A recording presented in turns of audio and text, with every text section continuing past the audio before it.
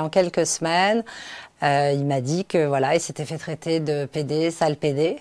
Je m'appelle Julie Gonsard, je suis la mère d'un adolescent de 16 ans qui a subi des insultes homophobes dans son lycée à Paris. Quand il est rentré de l'école et qu'il m'a dit qu'il s'était fait insulter, traiter de sale PD dans sa classe, la première réaction, c'était une surprise totale parce que ça me paraissait être un épisode venu d'un autre temps. Et ce qui était encore une fois très stupéfiant, c'est que les autres gays de la classe se sont désolidarisés. Et très vite, il a été isolé, il a commencé à pleurer, il voulait plus aller à la cantine parce qu'il y avait des histoires, il y avait des moqueries. Et en fait, cet enfant qui avait 16 et demi de moyenne jusqu'à la fin de sa troisième, commençait à avoir des notes extrêmement basses, comme des 3, des 8. Il a commencé à rentrer dans une dépression profonde. Il a dit qu'il voulait mourir. Et la psy m'a demandé de rester jour et nuit à domicile pendant 2 mois sous surveillance.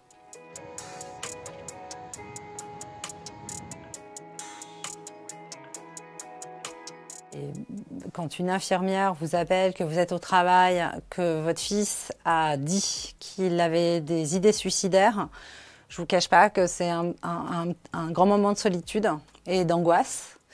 Et avec beaucoup de véhémence, elle m'a dit écoutez, je l'ai vu, il va pas si mal votre gosse, hein. Il s'accroche, alors c'est vrai, il y a un petit groupe pas très sympa, on voit très bien qui c'est, etc. J'ai dit non mais attendez, je vous ai jamais demandé d'intervenir, je vous ai proposé de faire intervenir des associations LGBT pour faire de la sensibilisation. Ah oui, non mais on a d'autres priorités.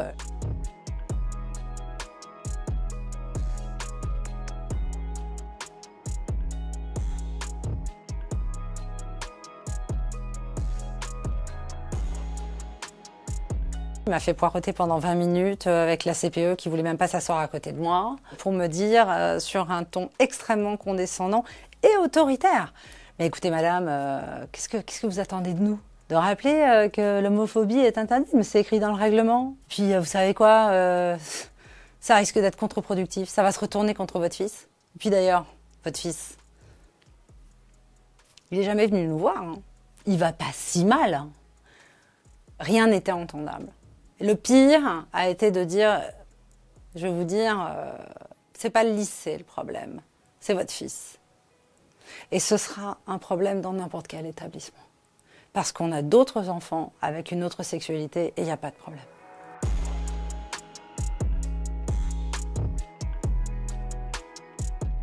Et là, ce directeur m'a demandé mais quel type de gay c'était. S'il était ostentatoire, très efféminé ou... Et comme j'étais un peu désespérée, au lieu de me révolter, j'ai quand même répondu. J'ai dit qu'il était plutôt discret et gracieux. Ce à quoi il m'a répondu je vois, on en a aussi des comme ça. Et puis je les ai rappelés pour savoir ce qu'il en était. Et finalement, ils m'ont renvoyé un mail pour me dire qu'ils avaient appelé l'établissement dans lequel mon fils était et où il vivait un enfer pour faire le point. Et que non, en fait, ils n'allaient pas le prendre. Donc là, vous vous rendez bien compte que le problème, c'est pas isolé.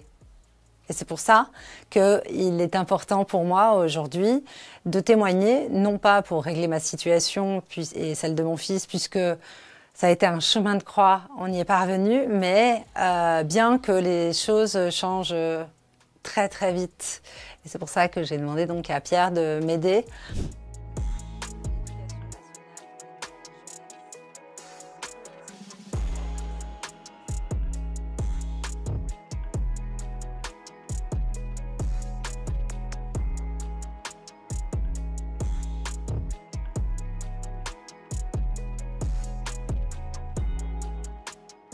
L'homophobie, c'est pas une opinion, c'est un délit.